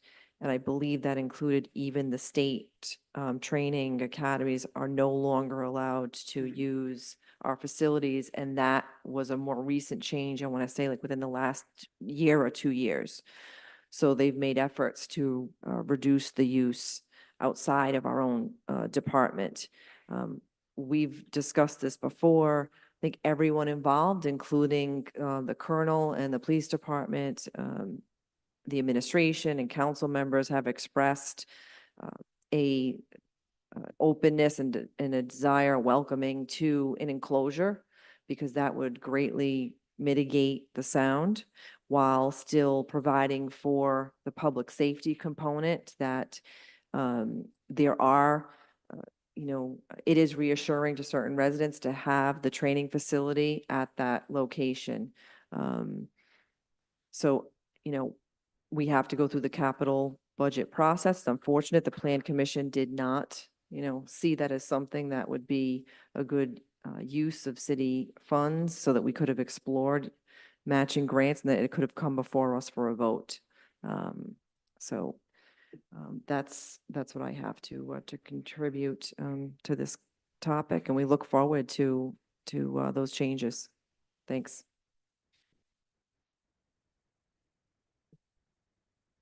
Moving on to, we have Next up, council member communications. We have Councilwoman Haroyan.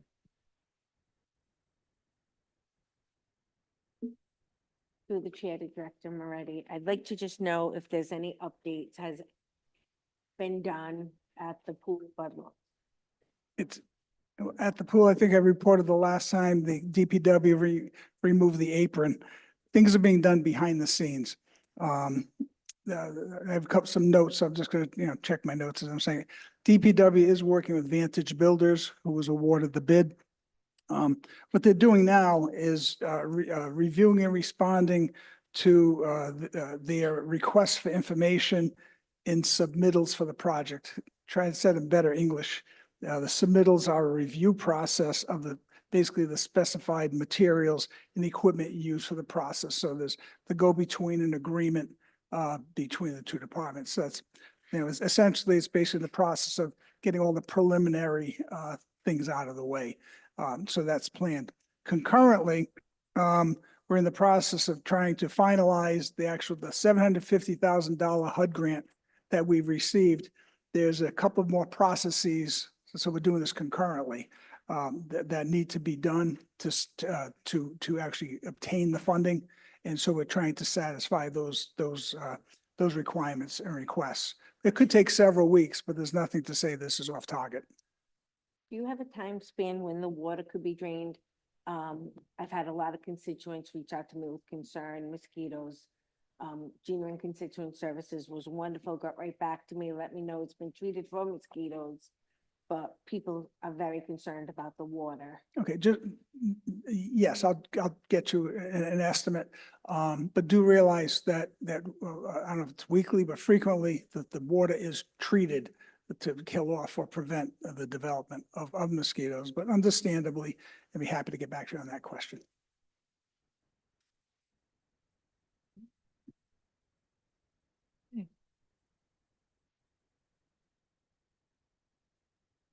Next, we have introduction of new business. I'd ask that all of the new business matters be taken as a block. So, second. Any discussion? There being none, clerk, please take the roll. Councilman Ferry, Yes. Councilwoman Renzulli, No. Councilwoman Haroyan, Yes. Councilman Donegan, Yes. Councilman Campopiano, No. Councilman Paplaskas is absent. Councilman Wall, Yes. Council Vice President Vargas, Yes. Council President Marino. Yes. Motion carries. And next, I'll entertain a motion to move the respective block to their respective committees. So moved. Second. Any discussion? There being none, clerk, please take the roll. Councilman Ferry. Yes. Councilwoman Renzulli, No. Councilwoman Haroyan, Yes. Councilman Donegan, Yes. Councilman Campopiano, No. Councilman Paplaskas still absent. Councilman Wall, Yes. Council Vice President Vargas, Council President Marino. Yes. Okay. I believe that will do it. Double check, because we did take it out of order. Yep, that covers it. All right. We have a motion. Motion to adjourn? Second. All right, all those in favor say aye. Aye. Good evening, everyone.